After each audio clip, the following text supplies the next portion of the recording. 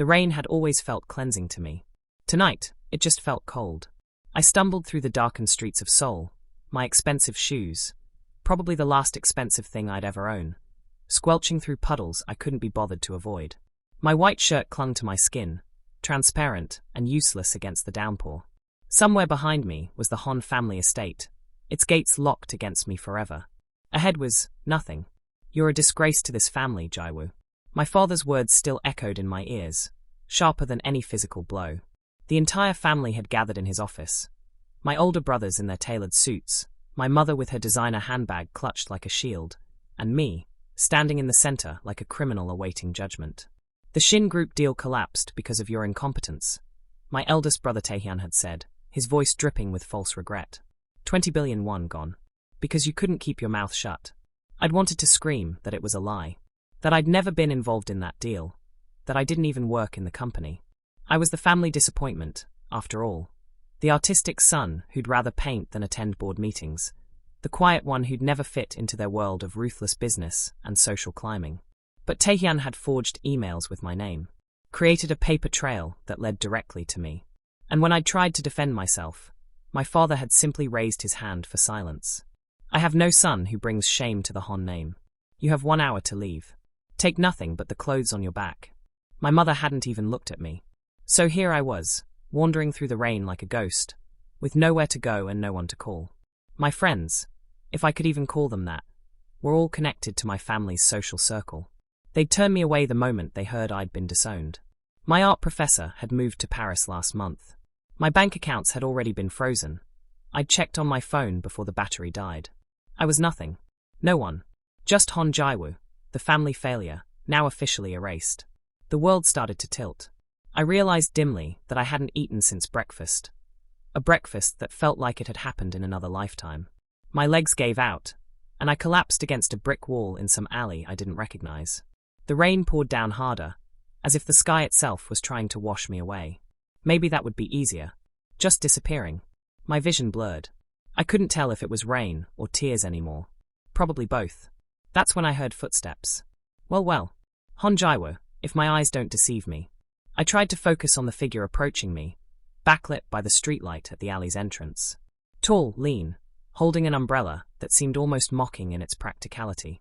As he came closer, I recognized him, and my heart sank even further. Seo Minjae. Of course. Of fucking course it would be him.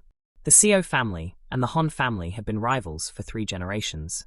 Every business deal, every social event, every charity gala was a battlefield between us. Seo Minjae was the second son, known for his devastating charm and sharper business instincts. We'd crossed paths at various functions over the years. Always civil, always with an undercurrent of tension. He was also, infuriatingly, the most beautiful man I'd ever seen. Come to gloat, I managed to rasp out. News travels fast, I guess. Actually, I was just passing by. He crouched down, tilting the umbrella to shield me from the rain. Up close, I could see the concern in his dark eyes. Real concern, not the polite mask people usually wore. But I heard about what happened. Your family's already spreading the story. The scandal, the disownment, very dramatic. Then leave me alone. I tried to stand, but my legs wouldn't cooperate. I'm sure seeing a Han suffer is entertainment enough. You're right. It should be. His voice was soft, almost contemplative. I should walk away. Let you freeze out here. Call it karma for every deal your family has sabotaged, every dirty trick they've played. I closed my eyes, waiting for him to leave. Instead, I felt his hand on my shoulder, warm despite the cold rain. But you're not your family, are you, Jiwoo? He said it like he was discovering something. You never have been. I've watched you at those tedious galas. Always off to the side, studying the artwork instead of networking. Sketching on napkins when you thought no one was looking. You were never one of them. Doesn't matter now, I whispered. I'm no one. Wrong. His hand slid to my chin, tilting my face up to meet his eyes. There was something fierce in his gaze, something I couldn't quite name. You shouldn't die for people who never loved you. The world spun again, and this time I couldn't fight it. The last thing I remembered was Minjae catching me as I fell, his voice urgent as he called someone, and the strange warmth of being held by someone who was supposed to be my enemy. When the darkness took me, for the first time that night, I didn't feel alone. I woke up to sunlight. Not the filtered, curtained sunlight of my old bedroom, but bright, unforgiving rays that made me squint. My entire body ached like I'd been hit by a truck. My throat was raw, my head pounded, and I was definitely not wearing my own clothes. I sat up slowly, taking in my surroundings. The room was enormous, easily twice the size of my old one. Modern furniture in blacks and greys, floor-to-ceiling windows overlooking the city, abstract art on the walls that probably cost more than a car. Everything screamed wealth, but a different kind than I was used to. More refined, more intentional. And then I saw the family portrait on the far wall, and my blood ran cold. The Seo family. Seo Hyunsik, the eldest son and CEO, standing stern and powerful. Next to him, Seo Minjae with that enigmatic smile. Their parents, elegant and formidable. I was in the Seo mansion. The enemy's house. Panic hit me like ice water. I threw off the covers, expensive silk sheets, naturally, and stumbled to my feet. I was wearing clothes that weren't mine. Soft cotton pants and a t-shirt that was slightly too large, carrying a faint scent of expensive cologne. Minji's clothes. I needed to leave. Now. I made it 3 steps toward the door before my legs gave out again. The room spun violently, and I barely caught myself on the edge of a designer chair. I wouldn't recommend moving too fast. You had a fever of 39 degrees last night. I jerked around to find Minjae leaning in the doorway, holding a tray with what looked like soup and tea. He was dressed casually, black jeans and a cream sweater, looking entirely too comfortable and, damn him, entirely too attractive for someone who'd just kidnapped me. What am I doing here? I demanded, trying to inject strength into my voice and failing. Did your family? Relax. He moved into the room, setting the tray on the nightstand. No one knows you're here except me and my personal staff, who know better than to gossip. As far as anyone's concerned, you disappeared into the night. Very tragic. Then why? Because I found you half dead in an alley, and contrary to popular belief, I'm not a complete monster. He picked up the bowl of soup, holding it out to me. Sit. Eat. Then we'll talk. I wanted to refuse. Should have refused. But the smell of the soup, miyakuk seaweed soup, the kind my grandmother used to make before she passed, made my stomach clench with hunger. I hadn't eaten in over 24 hours. Hating myself for it, I took the bowl. Minjae watched me eat with an expression I couldn't read. Not pity. I would have thrown the soup in his face if it was pity. Something else. Curiosity, maybe. Or assessment, like I was a puzzle he was trying to solve. Why did you help me? I finally asked, setting the empty bowl aside. Our families have hated each other for decades. This is the perfect opportunity for you to, I don't know, ransom me, blackmail the Hans something. Would that work? You said yourself you're no one now. Your family made that very clear. He leaned back against the wall, arms crossed. Besides, I told you, you're not your family. You don't know anything about me. I know more than you think. His eyes met mine, intense and unwavering. I know you studied art at Hongik University before your father forced you to switch to business. I know you've won 3 prestigious painting competitions under a pseudonym. I know you volunteer at the Children's Hospital in Gongnom every other Saturday, reading to the kids. I know your favorite artist is Lee Young-seob, and you've been to his museum 17 times. I stared at him, my mouth dry. How? I pay attention. He pushed off the wall, moving closer. Especially to things that interest me. The way he said it, the way he looked at me, sent heat crawling up my neck. I forced myself to look away. I need to leave. I can't be here. If anyone finds out, where will you go, Jiwoo? The question stopped me cold. You have no money. No friends who'll risk your family's wrath. No place to stay. He wasn't being cruel, just stating facts. The Han family is already spinning the narrative that you're unstable, possibly dangerous. Who's going to hire you? Who's going to help you? Each word was a knife, precise and true. So what? I said bitterly. You want to keep me here as a pet? A trophy? Proof that the mighty Hans can fall. I want, he said slowly, to offer you a job. I laughed, a harsh, broken sound. A job. With the Seo family. You can't be serious. I'm completely serious. He sat on the edge of the bed, far enough to not crowd me, close enough that I could see the sincerity in his face. I need a personal assistant. Someone to manage my schedule, handle correspondence, accompany me to events. Someone I can trust. Trust? We're enemies. Are we? He tilted his head.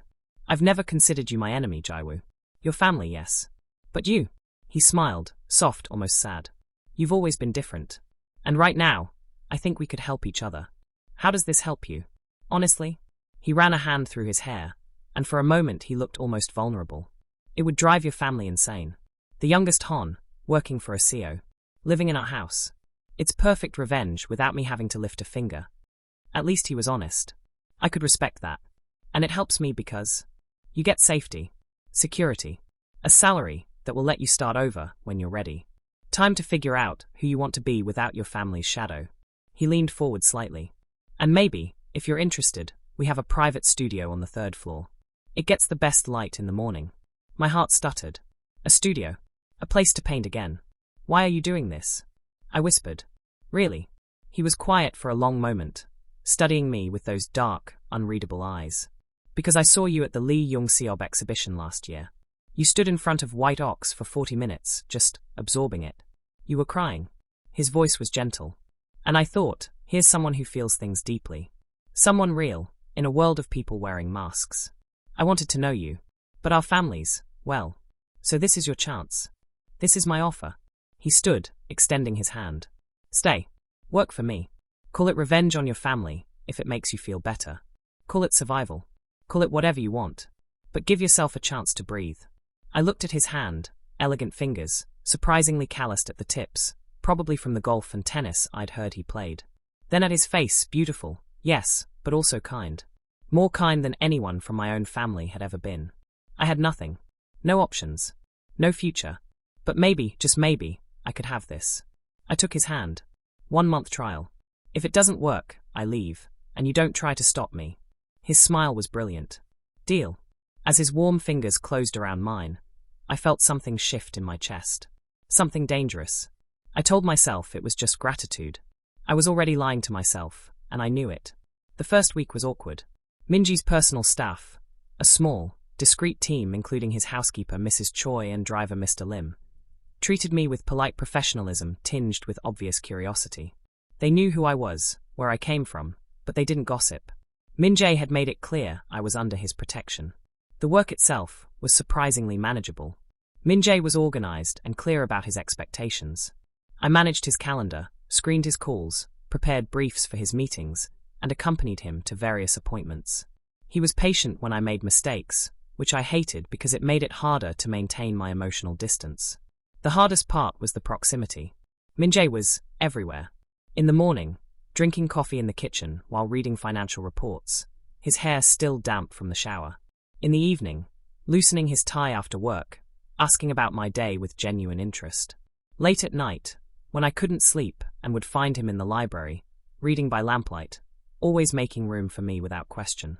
He was charming, devastatingly so, but never in a way that felt manipulative. His smiles were genuine. His teasing was gentle. When he touched me, a hand on my shoulder, guiding me through a door, fingers brushing mine as he passed me documents, it felt natural, warm. It was terrifying. You're thinking too loud again, Minjae said one evening. We were in his study, going over his schedule for the following week. What's wrong? Nothing. Jiwoo. He set down his pen, giving me his full attention. You've been jumpy all day. Did someone say something? Do something. No, everyone's been. I struggled for words. Too nice. You're all too nice. I don't understand why. Because you deserve to be treated well. He said it like it was obvious. That's not charity or pity. It's basic human decency. Something your family should have shown you. The words hit deeper than they should have. I looked away, focusing on the schedule spreadsheet. I'm not used to it. I know. His voice softened. But you will be. Give it time. That night, after I'd returned to my room, which still felt surreal, I stood by the window, looking out over Seoul's glittering skyline. Somewhere out there was the Han estate. My former home. The people who should have loved me, but never did. And here I was, in the home of my family's enemy, feeling safer than I ever had. I thought about Minji's words. You deserve to be treated well. No one had ever said that to me before. The following Saturday, I woke to find a note slipped under my door in Minji's elegant handwriting. 3rd floor studio. Doors open. Happy painting. M. My hands trembled as I climbed the stairs to the 3rd floor. The studio was everything he'd promised, spacious, flooded with natural light, equipped with supplies I couldn't have afforded in my wildest dreams. Canvases, paints, brushes of every size. An easel positioned perfectly to catch the morning sun. On the easel was a small canvas with a simple sketch, a white ox, in the style of Lee Young-seob. Next to it, another note. Start here.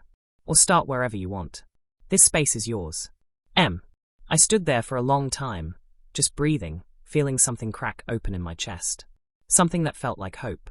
3 weeks into my employment, things changed. It started subtly. Minjae's casual touches lingered a moment longer.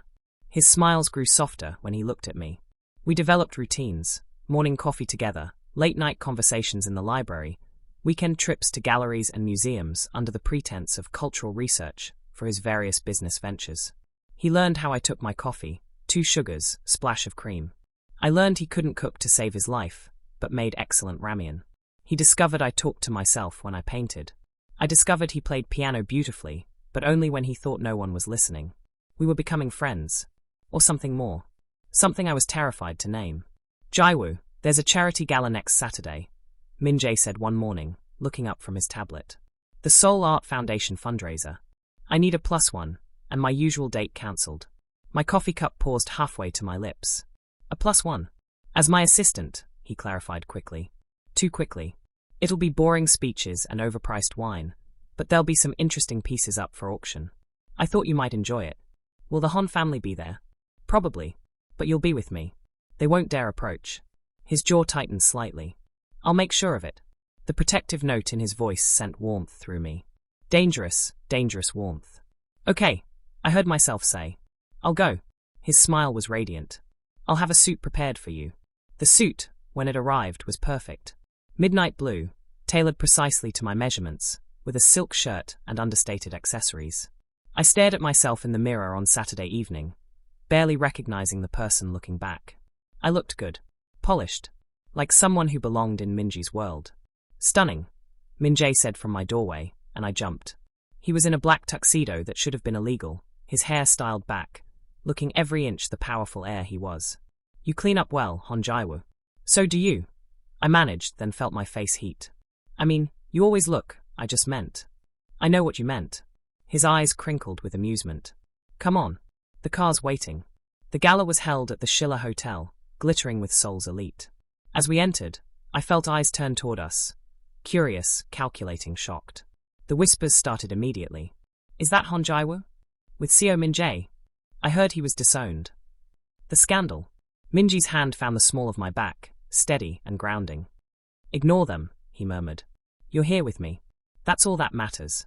We navigated the crowd, Minjae introducing me as his assistant with a confidence that brooked no questions. Most people were too polite, or too intimidated, to push. But I felt their stares, heard the whispers following us. Then I saw them. My family. My father in his signature grey suit, my mother dripping in diamonds, my brothers flanking them like guards.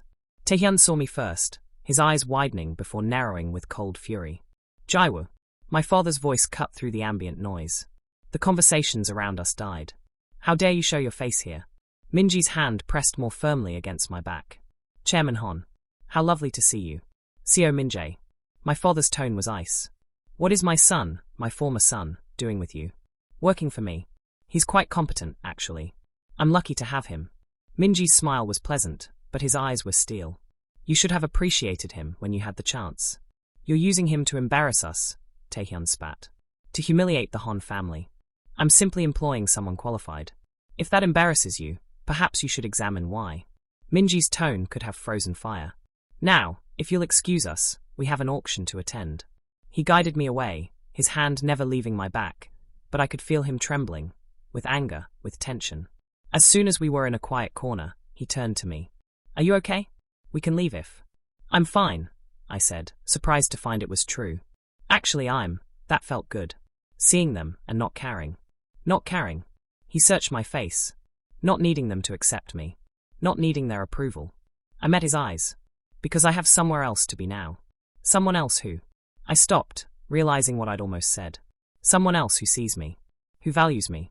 Who makes me feel like I matter. The look in Minjae's eyes shifted, softened, deepened. Jiwoo. The auction's starting, I said quickly, desperate to break the moment before I did something stupid. We should go. The rest of the evening passed in a blur. The auction, the speeches, the networking. But I was hyper-aware of Minjae beside me. His quiet support, his gentle humor, the way he naturally angled his body to shield me from curious stares. When we finally returned to the mansion, it was past midnight. We stood in the foyer, the silence heavy between us. "Thank you," I said quietly. "For tonight. For standing up to my father. Always." He stepped closer, and my breath caught. "Jiwoo, I need to tell you something." My heart hammered. "What?" He opened his mouth, closed it, then shook his head with a rueful smile. "Get some rest. We have a busy week ahead." As he turned to leave, disappointment washed over me, sharp and unexpected. I watched him climb the stairs, his shoulders tense, and wondered what he'd been about to say. What I'd wanted him to say. In my room, I lay awake for hours, staring at the ceiling, my mind replaying every moment of the evening. Every touch, every look, every time Minjae had positioned himself between me and the world. I was falling for him. I was falling for Seo Minjae, my family's enemy, my employer, the man who'd saved me when everyone else had turned away. And I had no idea what to do about it. The following weeks were a special kind of torture. Minjae and I fell into an easy rhythm that felt too much like a relationship and not enough like employment. Morning coffee evolved into breakfast together. Evening debriefs became dinner conversations that stretched long into the night. He started seeking my opinion on business decisions, valuing my perspective in ways that made my chest ache. And the touches. God, the touches. His hand brushing my hair back when I was concentrating too hard. His fingers trailing across my shoulders when he passed behind my chair. The way he'd steady me with a hand on my waist when we navigated crowded events. Each touch felt deliberate, meaningful, but neither of us acknowledged what was building between us. I was afraid to. Afraid to want something I couldn't have, to hope for something that might destroy me worse than my family had. But I painted. Every morning in the studio, I poured everything I couldn't say onto canvas. The confusion, the longing, the slowly unfurling happiness I felt in this house. My art evolved from the rigid, controlled pieces I'd made before to something raw and honest. Minjae saw them sometimes, though I tried to hide the more revealing ones. He never commented, but I'd catch him staring at them with an expression I couldn't read. Then everything shattered. It was a Tuesday evening. Minjae was at a late business dinner, one he'd said I didn't need to attend, and I was working in his study, organizing files for an upcoming merger. The door opened, and I looked up expecting Mrs. Choi. Instead, Seo Hyunsik stood in the doorway. Minjae's older brother was everything Minjae wasn't, cold where Minjae was warm, calculating where Minjae was genuine. He ran the Seo group with an iron fist, and he'd largely ignored my presence in the house until now. Han Jiwoo. He walked in without invitation, pouring himself a drink from Minjae's bar. "We should talk." "About what?" I stood, instinctively wary. "About why you're really here." He took a sip, studying me. "My brother thinks I don't know about his little project. But I know everything that happens in this family." My stomach dropped. "I don't know what you mean. Don't play stupid. It's beneath you." He set down his glass with a sharp click. "Minjae brought you here on my suggestion. Take in the youngest Han, the family disgrace. Let him live under our roof. Make sure people see him working for us." The words hit like physical blows. "What? It's brilliant, really. The Hans are obsessed with their reputation. Having their own son, disowned or not, serving a Seo, it eats at them, undermines their image, makes them look weak." His smile was sharp. "Every day you're here, you're a weapon pointed at your family's heart. And you didn't even know it." I couldn't breathe. Couldn't think. "Minjae," he wouldn't. "Wouldn't what? Use you? Please." Hyunsik's laugh was cruel. "He's a Seo. This is what we do. Though I'll admit, he's been more dedicated than I expected. Playing the savior, giving you a studio, parading you around at events. He's really committed to the role." "You're lying." But my voice was weak, uncertain. "Am I? Ask yourself, Jiwoo. Why would the son of our rival family save you? Out of the goodness of his heart." He leaned forward. "People like us don't do things out of kindness. Everything is strategy. Everything has a purpose." He left, and I stood there in the study, shaking. It couldn't be true. Minjae had been so kind, so genuine. The way he looked at me, touched me, cared for me. That couldn't all be fake. Could it? I thought about that first night. How conveniently Minjae had been there. How quickly he'd offered me a position. How perfectly everything had fallen into place. Call it revenge on your family, if it makes you feel better. His own words, from that first morning. Words I'd dismissed as a joke. Maybe they hadn't been. I left the study in a daze, climbing the stairs toward my room. But I passed Hyun-sik's office and heard voices. Him on the phone, speaking Korean in that clipped business tone. Yes, the Han situation is progressing perfectly. Jai was completely under Minjae's spell. Another few months and we can. I didn't wait to hear the rest. I ran to my room, slamming the door, sliding down against it, as everything inside me shattered. It had all been a lie. The kindness, the care, the way Minjae had made me feel valued and seen and wanted. All of it had been manipulation. I was just a pawn in a game between families who'd never cared about me as a person. I'd been so stupid, so desperate for affection, that I'd believed the enemy's son could actually care about me. Tears burned down my face as I grabbed my few belongings. I'd accumulated so little in these months, still living like I might need to run. My paintings, I'd leave those. They belonged to the lie anyway. Everything here did. I had to leave. Now, before Minjae returned and tried to explain, or worse, before I was stupid enough to believe more lies. I made it out of the mansion without seeing anyone. The night air was cold, but I welcomed it. Better to freeze than to stay warm in a house built on deception. I walked for hours through Seoul streets, no destination in mind. Just away. Away from the Seos, away from the Hans, away from everyone who'd ever used me. I ended up in Hongdae, near my old university. The streets were crowded with students and tourists, alive with noise and light. I found a small bar, dingy and anonymous, and used the last of my saved salary to buy soju. The bartender didn't ask questions. Good.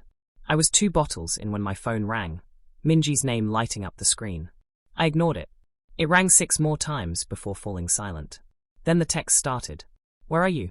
Jiwoo, please answer. What happened? Hyun-sik said you left. I'm worried. Just let me know you're safe. Please. I turned off my phone. The bar was closing when I finally stumbled out, drunk enough that the pain was muted but not gone. Nothing could make it gone. I wandered toward the Han River, thinking dimly that maybe I'd just walk into the water and end this. I was so tired.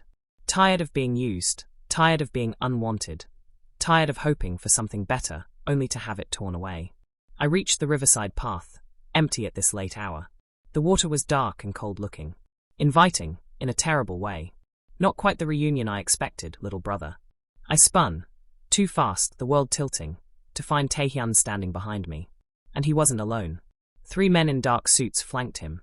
And even drunk, I recognized them as the type of people who made problems disappear. Taehyun. I tried to sound sober, failed. What do you want? You've become a problem, Jiwoo. He stepped closer, and I backed up, my heels at the river's edge. The family hoped you'd just disappear quietly. Instead, you've made us a laughingstock. Working for the Seos, living in their house, letting them parade you around like a trophy. I was thrown out.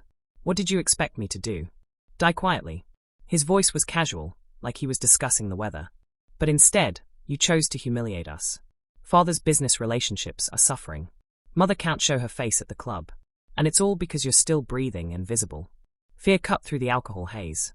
You can't be serious. You stopped being family the day father disowned you. You're just a loose end now. He nodded to the men. Make it look like an accident.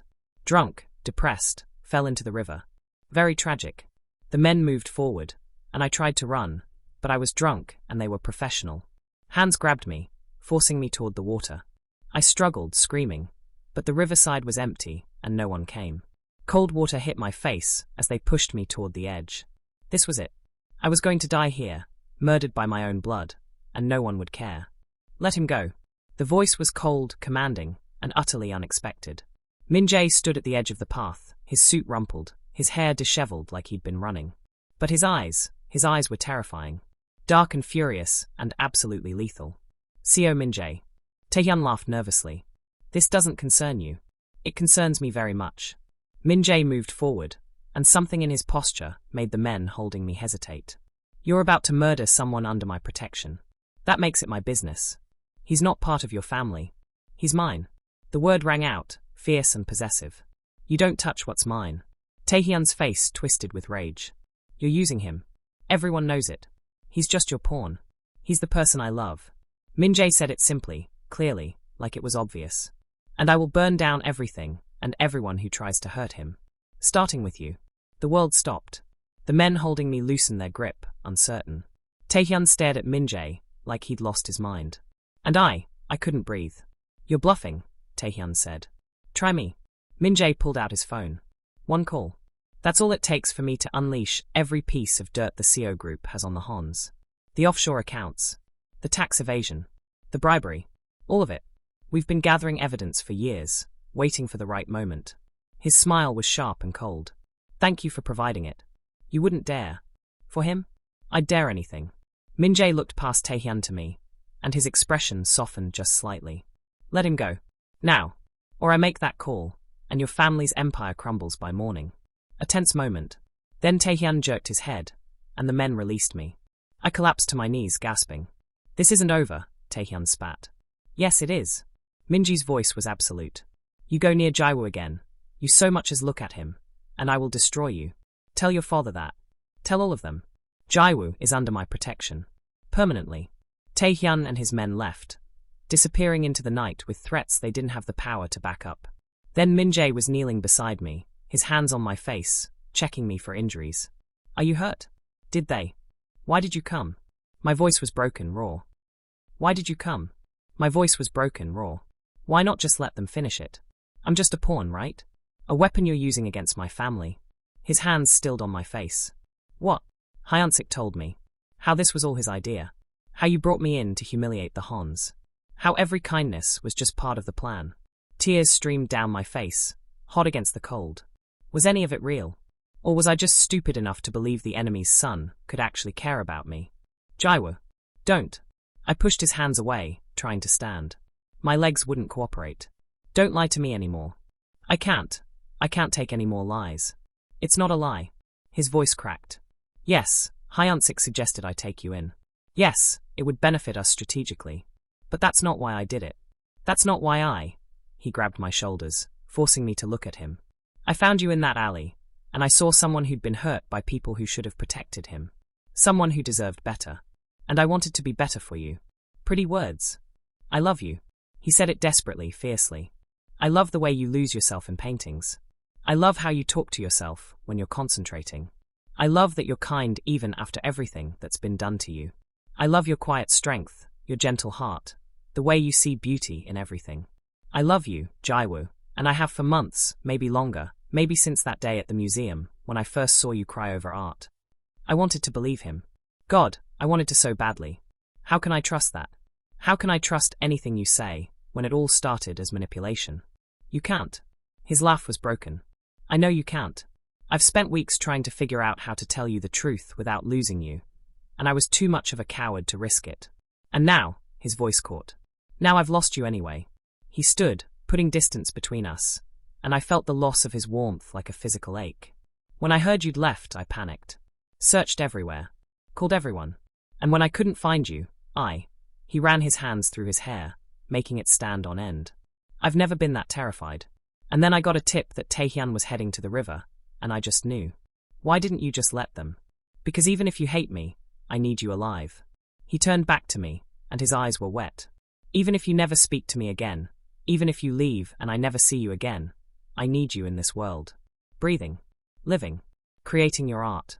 Being you. His voice dropped to a whisper. I'd rather die beside you than live without you. The words hit me like a physical blow. The same words from that first night, when he'd found me in the alley. When he'd chosen to save me instead of walk away. Minjae. I didn't know what I was going to say. Didn't know if I could forgive this, trust this, believe in us. Then I heard sirens. Saw lights approaching. I called the police before I came, Minjae said quietly. About the attempted murder. And I sent everything, all the evidence on the Han family, to the prosecutors. It's over. Your family can't touch you now. You destroyed your strategic advantage. For me, it was never about strategy. He smiled sadly. Not for me. Not when it came to you. The police arrived, asking questions, taking statements. An ambulance came. Apparently Minjae had called for that too, worried I might be injured or hypothermic. They checked me over, declared me bruised but fine, tried to convince me to go to the hospital for observation. I refused. I just wanted to leave. To go somewhere quiet, and try to process everything that had happened. I'll take him home, Minjae said, then caught himself. Unless, do you want to go somewhere else? A hotel? I can arrange. Home is fine. The word slipped out before I could stop it, and I saw hope flare in his eyes before he carefully tamped it down. The drive back to the Seo mansion was silent. Minjae kept glancing at me like I might disappear, his hands white-knuckled on the steering wheel. When we arrived, he helped me out of the car. I was steadier now, the alcohol and fear burned off by adrenaline, but didn't try to touch me more than necessary. We stood in the foyer, the same place where we'd stood after the gala, where he'd almost said something, and I'd almost let him. It felt like years ago instead of weeks. Jiwoo, he said quietly. I understand if you want to leave. I can arrange an apartment for you, a bank account, enough money to. Stop. I held up a hand. Just stop trying to fix everything for a moment. He fell silent, waiting. I looked at him, really looked at him. At the fear in his eyes, the tension in his shoulders, the careful way he was holding himself like he expected me to shatter. This man who'd found me dying in an alley and brought me home. Who'd given me space to heal, to create, to become myself again. Who'd stood between me and my family, who'd destroyed his own strategic advantage, who'd just confessed his love in the most desperate, honest way possible. Was the studio part of the plan? I asked. The art supplies, the time to paint? No. He shook his head. That was. I just wanted you to have something that made you happy. Something that was yours. And the late-night conversations? The museum visits? Selfish. A small, sad smile. I wanted to spend time with you. Wanted to know everything about you. Wanted, he stopped, swallowed. Wanted you to see me too. Not as a CEO, not as your employer, just as me. The touching? The way you look at me. I tried to stop. His voice was raw. Tried to maintain professional distance. Failed spectacularly. Every time I was near you, I couldn't help it. I'm sorry if I made you uncomfortable. You didn't. The admission felt dangerous. You made me feel wanted. For the first time in my life. He inhaled sharply. Jiwoo, I was falling for you. I forced myself to meet his eyes. I am falling for you. And when Hyunsik said it was all fake, it destroyed me. Because I'd let myself hope. My voice cracked. I'd let myself believe that maybe someone could actually want me. Not for what I could do for them. Not for strategy or manipulation. Just for me. I do. He stepped forward, then stopped, like he was afraid to come closer. I want you. All of you. The quiet artist who loses track of time in his studio. The person who leaves coffee cups everywhere. The man who cries at beautiful things and finds wonder in small moments. I want your mornings and your midnights, your laughter and your tears, everything. How do I know this is real? I whispered. How do I know I'm not just? You don't. He said it simply. I can't prove it with words. I can only show you, day after day, that I choose you. Not strategy, not revenge, not family politics. You. He took a careful step closer.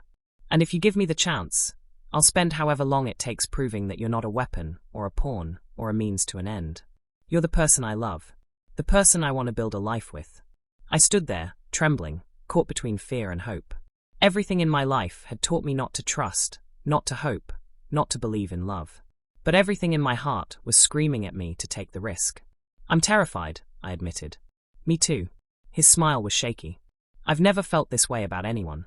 Never wanted someone so much that the thought of losing them makes it hard to breathe. If this is fake, if you're lying, then you walk away and I live with the consequences. But Jiwoo, his eyes were bright with unshed tears. It's not fake. This, us, is the realest thing I've ever felt. I thought about the studio, flooded with morning light. About late nights in the library, talking about everything and nothing. About the way he'd stood between me and my family, over and over, choosing my safety over strategic advantage. About how he'd just burned bridges and made enemies and thrown away leverage, all to save me.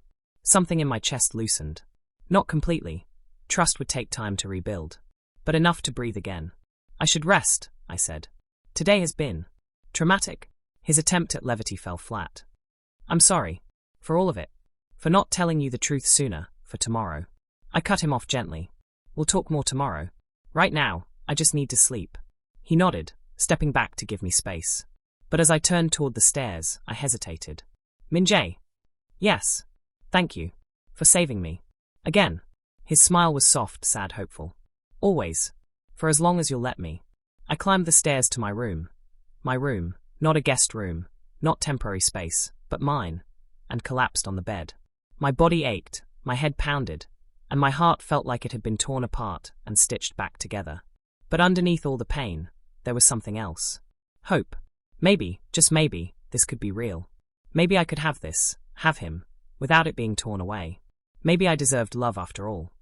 I woke to soft light filtering through my curtains and the smell of coffee. For a moment, I lay there disoriented. Then everything from the previous night came rushing back. Hyunsik's revelation, Taehyun's attack, Minji's confession. The memory of his voice saying I love you with such desperate certainty. I sat up slowly, my body protesting. Bruises bloomed across my arms where Taehyun's men had grabbed me. My throat was raw from screaming. But I was alive. There was a soft knock on the door. Jiwoo? Are you awake? Minji's voice, careful and uncertain. Come in. He entered carrying a tray, coffee, toast, fruit, and what looked like hangover soup. He looked terrible. Dark circles under his eyes, his clothes rumpled like he'd slept in them, his hair uncombed. He'd probably stayed up all night. I wasn't sure if you'd want to see me, he said, setting the tray on the nightstand. But I thought you might be hungry. Sit. I gestured to the chair by the window. Please. He sat, perching on the edge like he might need to run at any moment. The uncertainty in his posture hurt something in my chest. You said you'd tell me everything, I said, picking up the coffee. So tell me, from the beginning, the truth. He took a deep breath, and then he talked. He told me how Hyunsik had suggested taking me in as a strategic move, a way to undermine the Hans. How Minjae had initially agreed, seeing the logic even if he felt uncomfortable with it. How he'd gone to find me that night, prepared to make a calculated offer. But then I saw you, he said quietly. Collapsed in that alley, soaked through, barely conscious. And all the strategy just disappeared. You looked so small, so hurt, and all I could think was that I wanted to protect you. Keep you safe. Make sure no one ever hurt you like that again. He told me about those first weeks, fighting his growing feelings, trying to maintain professional distance while desperately wanting more. About arguing with Hyunsik, who kept pushing him to use me more overtly, to parade me around as a trophy. I refused. Told him if he wanted to play games, he could leave you out of it. We fought about it constantly. Minjae smiled ruefully. He thought I was being foolish, letting emotion compromise strategy. He wasn't wrong. I was compromised from the moment I found you. He told me about watching me paint, seeing me come alive with a brush in my hand. About falling deeper every day as he learned who I was. Not the Han family failure, not a strategic asset, just Jiwoo. Complex, creative, kind despite everything. When did you know? I asked. That you loved me? The morning after the gala. He met my eyes. You came down to breakfast, and you were smiling. Really smiling, not the polite mask you wore at first. And you started telling me about a painting idea you had, getting so animated and excited, and he pressed a hand to his chest. I knew. I was in love with you, and I was terrified because I'd never felt like this before. Why didn't you tell me? Fear. He laughed bitterly. I was afraid you'd leave if you knew how I felt. Afraid you'd think I was just manipulating you in a different way. Afraid that admitting it would make it real, and then losing you would destroy me. He paused. Turns out, almost losing you destroyed me anyway. We sat in silence for a moment. I sipped my coffee, processing everything. What happens now? I asked. With your family? With the Hans? The prosecutors raided the Han estate early this morning. Your father and Taehyun are facing charges for embezzlement, tax fraud, bribery. Years of illegal activity we've been documenting. They'll likely go to prison. He watched my face carefully. I know they're your family. They stopped being my family the day they threw me out. I was surprised by how calm I felt. They tried to have me killed. I feel nothing for them. Maybe that's wrong, but it's true. It's not wrong. His voice was gentle. You don't owe loyalty to people who hurt you. And your brother? Hyunsik. Minji's expression hardened. I had a conversation with him last night. Made it clear that you're off limits. That if he ever tries to use you as a pawn again, I'll walk away from the company entirely. He can run Seo Group alone. He smiled grimly. He needs me more than I need him. He knows it. You'd really leave your family's company? For me. In a heartbeat. No hesitation. The company doesn't define me. But you, he leaned forward, intense. You make me want to be better. More than just the Seo heir, more than just strategy and business. You make me want to be someone worthy of you. My throat tightened. Minjae. I meant what I said last night. All of it. I love you, Jiwoo. And if you want to leave, I'll support you.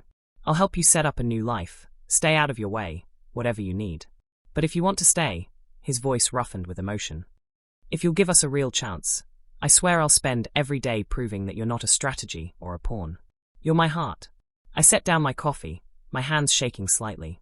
This moment felt huge, weighted with possibility.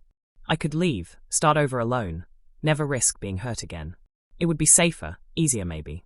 But I'd also be walking away from the first person who'd ever made me feel truly seen. The man who'd given me a studio and time to heal. Who'd stood between me and danger, over and over. Who'd looked at me like I was something precious. I'm still scared, I admitted. Scared of being hurt again. Scared this is too good to be true. I know. He didn't move, giving me space. I'm scared too. Scared I'll mess this up. Scared I'm not enough for you. Scared every day that you'll realize you deserve better. Better than someone who loves me enough to burn down his family's plans? Better than someone who makes me coffee exactly how I like it and remembers my favorite paintings. I smiled slightly. I think you might be underestimating yourself. Hope flickered in his eyes. Does that mean? I want to try. The words came out stronger than I felt. A real try. Not employer and assistant, not strategy, just us. Whatever that looks like. Us, he repeated, like he was testing the word. Like it was something precious. I like the sound of that. But I need time. To trust this. To trust us. Can you be patient with me? I'll wait as long as you need. He finally moved, kneeling beside my chair, looking up at me with such open vulnerability it made my chest ache. I'll prove it to you. Every day. That this is real. I reached out, hesitant, and touched his face. He leaned into my hand, his eyes fluttering closed. This man, beautiful, powerful, dangerous to everyone but me, completely undone by a simple touch. I believe you, I whispered. I'm choosing to believe you. His eyes opened, bright with unshed tears. Thank you.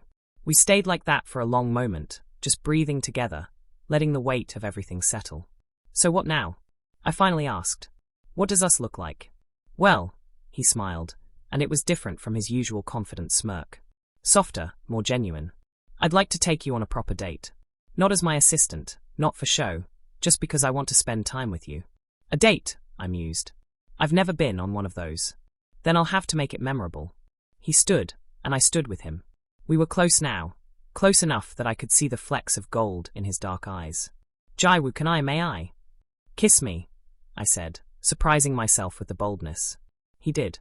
It was gentle, careful, like he was afraid I'd break. His hands cupped my face, thumbs stroking my cheeks, and his lips were soft against mine. No urgency, no demand, just tenderness. Like he was pouring everything he felt into this one perfect moment. When we pulled apart, we were both trembling. Wow, I breathed. Yeah. His smile was radiant. Wow. The next few weeks were a revelation. We started over, in a way. Learning each other not as employer and assistant, but as equals. Partners. People who were choosing to be together. Minjae took me on dates, real ones. We went to museums and galleries, spent hours discussing art and meaning. We took cooking classes together, where we discovered we were both terrible at anything more complex than ramen. We walked along the Han River at night, the same place I'd almost died, and reclaimed it as somewhere beautiful instead of frightening. He was patient with my fears, with the moments when I pulled back, uncertain. Never pushed, never demanded. Just remained steady, consistent, showing up every day. And slowly, I let myself believe. Let myself trust. Let myself love. Because I did love him. Maybe I'd been falling since that first night, when he'd looked at me like I mattered. Maybe it had grown during those late-night conversations in the library. Or maybe it had always been inevitable, two people, who'd been lonely finding home in each other. The scandal with the Han family dominated the news for weeks. My father and Taehyun were indicted, their trial date set. My mother moved to the family's Jeju property, hiding from the public eye. The company's stock plummeted, and investors fled. I should have felt something, vindication, maybe, or sadness. But mostly I just felt free. My younger second brother, Miho, reached out with a brief email. I'm sorry. For not standing up for you. For letting them hurt you. I know it's too late, but you deserved better. I hope you're happy now. I wrote back. I am. Finally. 3 months after that terrible night by the river, I had my first art exhibition. It was small, a gallery in Samcheong-dong that specialized in emerging artists. Minjae had connected me with the owner, but she'd chosen my work on its merit, not because of any favors. That mattered to me. The collection was called Becoming. Pieces I'd created in the Seo Mansion studio, chronicling my journey from broken to healing to whole. Dark, chaotic canvases gradually giving way to brighter, more hopeful work. The final piece was a diptych. On one side, a figure collapsed in the rain. On the other, the same figure standing in sunlight, hand extended toward the viewer. The opening night was terrifying. Strangers examining my most vulnerable moments, judging, commenting. I wanted to hide. But Minjae was there, standing slightly back, letting me have this moment while making sure I knew he was close if I needed him. The exhibition was a success. 3 pieces sold that first night, and an art critic from a major publication called my work raw, honest, and deeply affecting. When the last guests finally left, I stood in the gallery, exhausted and exhilarated. That's when Minjae appeared beside me, wrapping his arms around me from behind, resting his chin on my shoulder. "I'm so proud of you," he murmured. I leaned back into his warmth, covering his hands with mine. "You said I'd call it revenge on my family, but it became love instead. The best things usually do." He pressed a kiss to my temple. "So what now, artist Han Jiwoo? What's next?" I thought about it. About the life I'd built from nothing. The art, the freedom, this man who'd become my home. About the fact that I wasn't defined by my family's rejection anymore. I was just me, creating and living and loving. Now, I turned in his arms, smiling up at him. Now we keep choosing each other. Every day. That's enough. More than enough. He kissed me, soft and sweet and full of promise. That's everything. We left the gallery hand in hand, walking out into the Seoul night. Behind us was everything I'd lost, family, status, the identity I'd been forced into. Ahead was everything I'd found, art, purpose, love. I'd been thrown out by my family and taken in by my enemy's brother. But in losing everything, I'd found myself. And in finding him, I'd found home.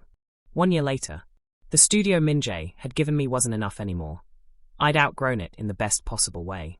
So we'd found a new one, in a converted warehouse in Seoul, Sedong, with soaring ceilings and walls of windows that flooded the space with light. My second exhibition had been even more successful than the first. I had commissions now, more than I could keep up with. Major collectors were interested in my work. A prestigious gallery in New York had reached out about representation. I was building a life on my own terms, and it was extraordinary. "Jiwoo, you have a visitor." I looked up from my canvas, paintbrush still in hand, to see Minjae walking in with takeout bags, and that smile that still made my heart skip. "You said you had meetings all day," I said, setting down my brush. "Cancelled them." He set the food on my work table. "Figured spending the afternoon with you was more important than a board meeting about quarterly projections. Your brother's going to kill you. Hyunsik can manage." Minjae pulled me close, not caring that I had paint on my hands, my shirt, probably my face. "How's the piece coming?" I glanced at the canvas. A commission for a hotel lobby, abstract but warm. "Good. I think I'll finish this week." "Then you'll actually take a break like you promised?" "Maybe." I grinned at his exasperated look. "Okay, yes. A break. I promise." "Good." He kissed my forehead, my nose, my lips. "Because I want to take you somewhere." "Where?" "It's a surprise." His eyes sparkled with mischief. "But pack for a week. Warm weather." "Minjae. Trust me." I looked at him. This man who'd saved me, loved me, built a life with me. Who'd kept every promise he'd ever made, and proved every day that I was worth choosing. "Always," I said. And I meant it. Because love, I'd learned, wasn't about perfect beginnings or families that approved or lives that followed a plan. It was about finding someone who saw you, really saw you, and chose to stay. Through the messy parts, the broken parts, the parts still healing. It was about building something new from the ashes of what came before. It was about coming home to a person instead of a place. I'd been thrown out by my family, taken in by my enemy's gorgeous brother, and somehow found everything I'd ever needed. Not despite the pain, but because of it. Because sometimes the worst thing that happens to you leads you exactly where you were meant to be. And where I was meant to be was here, in this studio filled with light, with paint on my hands and love in my heart, choosing to believe in happy endings after all.